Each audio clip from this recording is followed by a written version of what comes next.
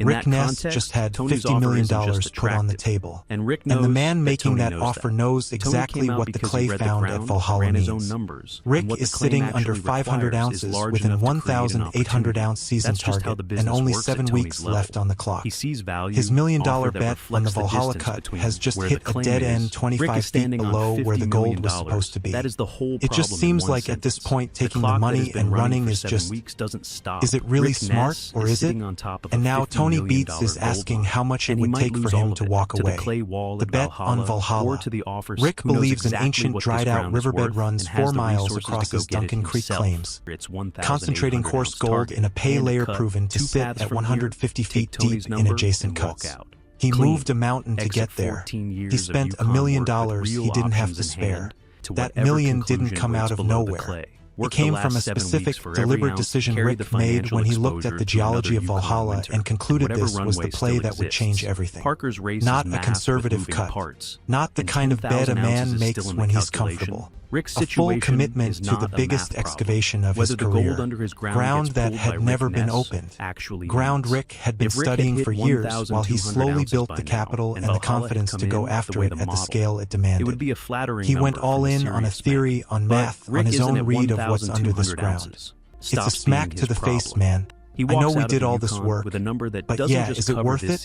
All right, give me a minute. Yeah, a 50-foot pay streak has already been proven running under Raleigh Valley and downstream through Vegas Valley at roughly 150 feet of depth. Rick's calculation, the same ancient channel carries the same pay layer at the same depth through Valhalla. The numbers said it was there. The model said dig to 150 feet and you find the gold. He bet $1 million on that model being right. Bailey has been digging for over a month around the clock, shift after shift, burning through diesel and pushing the excavator down through layers of gravel and overburden, watching the target depth tick closer with every pass. Every foot is validation. That ends without gold is one more shift of trusting the geology and believing tomorrow is the day the bucket comes up heavy. Then Bailey calls Rick down into the cut. Rick walks the slope into the bottom of Valhalla. Bailey doesn't soften it. He walks Rick to the test holes. Not one, but multiple locations punched across the entire cut to rule out any chance of a pocket miss. 25 more feet of solid clay sitting below where the pay layer was supposed to be. Not dark coarse gravel. So all this clay, like where do we take it? 25 more feet down. It's too much. Too much for this year. Not the heavy material that makes a miner's hands shake. Just clay, gray, dead, and gold killing, all the way down as far as the excavator can physically reach this season. Across the cut into the adjacent ground. Every test hole the same answer. The ground doesn't lie. Bailey says this is a dead zone. Rick stares at the hole. Bailey is not a man who delivers bad news with drama. He calls what he sees the same way he's been calling it for every shift of this season. And what he's calling right now is the thing Rick had no contingency plan for. The geological model said 150 feet. The adjacent cuts confirmed 150 feet. The money went in, the month went in, the crew went in. All of it stacked on a model that the clay underneath their feet just invalidated. Bailey dug 25 feet below the target depth, 25 feet of additional excavation on a machine that is already at the edge of its seasonal operating window. And at the bottom of that extra 25 feet, the same dead clay. I dug 25 more feet down far as that thing can go down, and it was just still pure clay. No change in material, no hint of the dark coarse gravel that signals pay. No reason to believe the next foot down will be different from the last 25. Rick and Bailey both understand what might sit below that clay. The ancient channel may have simply dropped deeper than the model predicted. On a longer timeline with more capital and larger equipment, that clay could be moved and whatever is below it could be reached. But this season, with 7 weeks left and under 500 ounces on the books, there is no path to getting below that wall before the Yukon shuts everything down. Rick asks for a minute alone. The excavator's idle. The wind moves through the cut walls. Bailey walks up the slope and leaves Rick standing at the bottom of $1 million hole that just told him no. From there, you can see how it dives right there. That's the slope. And then it continues there. But everything from like that what edge. It means for the last 7 weeks. I dug 25 more feet down. Rick stands there long enough that the silence says more than his voice could. This was supposed to be the cut that changed everything. The biggest project of his mining career. The bet he built the entire season around. Every resource decision, every dollar borrowed against the future was made with Valhalla as the centerpiece. He told himself that if Valhalla paid off, the next conversation would be about what comes next, not whether the operation survives. Instead, the center of the plan just disappeared into 25 feet of dead clay with the season closing around him. 7 weeks left, under 500 ounces, $1 million in the ground with nothing to show for it. Rick Ness stands at the bottom of Valhalla with the machines idling around him and doesn't move yet, carrying it alone. 14 years ago, Rick Ness came north at 30 years old with more hunger than experience and hired on with Parker Schnabel's operation. He watched everything. He studied how Parker read ground under pressure, how experienced miners made the calls that separate the seasons that work from the ones that break you. He spent years as a hand on someone else's claim. Meaningful work, real work, but always with a single orientation. Eventually his own ground, his own name on the paper, his own plan running the show. He wanted something that was his, not a job, a claim he owned outright. Gold pulled from his own dirt with equipment he'd purchased and run himself. Something to hold at the end of 14 years of Yukon work and say without qualification, this is what I built. This is what those seasons were for. He came north to build a legacy, and he has been building it. Every season that didn't hit target, every cut that ran long, every mechanical failure absorbed and dealt with. All of it was part of building toward the moment when Valhalla or some equivalent big play finally pays off at the scale Rick designed it to pay off. The moment when the conversation changes from survival math to what comes next. That moment hasn't come. And now, running the real numbers after Bailey's report, Rick isn't calculating how much he ends the season with. He's calculating whether the operation makes it to next season intact. I've never really been one to get pushed out of something when I wasn't ready for it. But maybe I shouldn't be looking at it that way. I don't know whether the debt load carried through a winter without Valhalla gold is serviceable. Whether there's financial runway left to come back with a deeper excavation plan and enough equipment to get below that clay wall. None of this gets said out loud to anyone on site.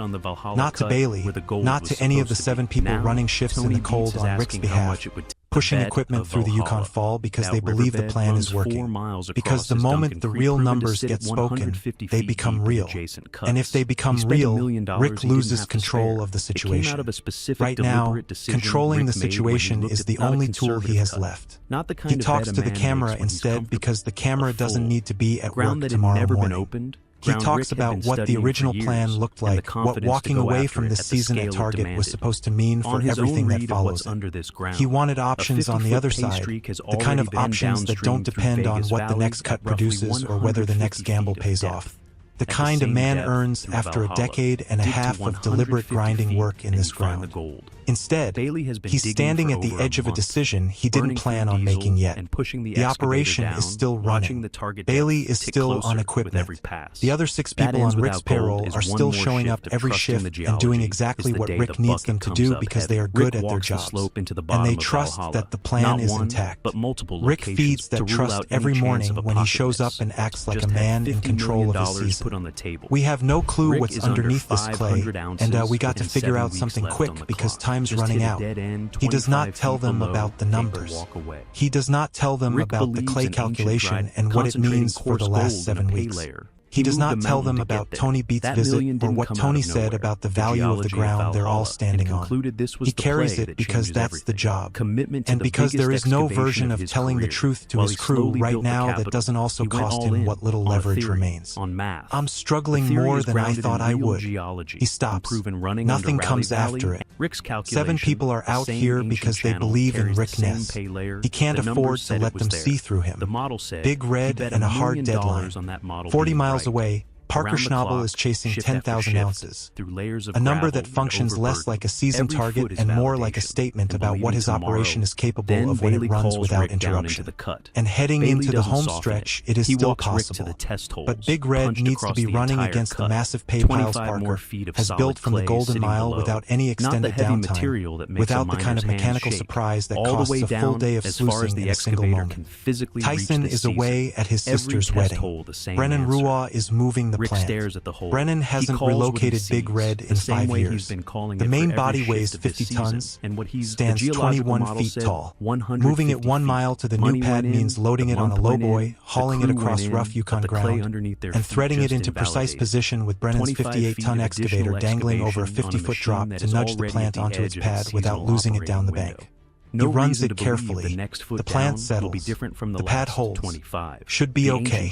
Just lower your boom down as you go. You just push yourself back too if you want. It'll dig in. Then mechanic Alec Kelly checks the feet conveyor belt, 200 feet of belt, for seams nearly destroyed. The metal clips holding the belt together are not going to survive being driven hard through the volume of material in those pay piles. One bad clip tears under load and the whole belt is gone. Brennan told Parker he'd have Big Red moved and sluicing by night shift. Replacing the belt is 6 to 8 hours of additional work. It blows that promise by a full day. Brennan replaces the belt. Running compromised seams against Parker's piles is not a calculated risk at this point in the season. It's handing the rest of the year over to chance. He takes the day, does the job correctly, and waits. Come in and stop there. That does look a little gnarly. Yeah, not bad. Every hour Big Red sits idle. His ounces are not being banked against a 10,000-ounce target that is already on a tight clock. A full shift of downtime at this stage is a real number with real consequences. Brennan works through it methodically. The belt gets replaced. The seams get inspected. Every connection gets checked before anyone fires up the system, because the one thing worse than losing a day to a belt replacement is losing 3 days to a belt failure mid-run. He does the job once and does it completely. When Big Red fires up and gravel starts moving through the shaker, Brennan watches the dirt fall through the screen. Parker comes back. He sees the setup. Smoke coming out of the pump. Mitch got a copy. Think the pump's on fire, man. You better get down there quick. The plant in position, the conveyor running clean. The pay pile sitting exactly where it needs to be for the push that decides his season. A day behind the schedule, he set ahead of the mechanical disaster that was sitting in those 4 bad seams. The plant is running. The pay piles are right where Parker left them. Tony Beets and the $50 million. Tony Beets stops by Duncan Creek. Tony Beets doesn't make social calls. He walks the property with Rick. Tony has been reading Yukon ground long enough that he can look at a claim the way other people look at a financial statement.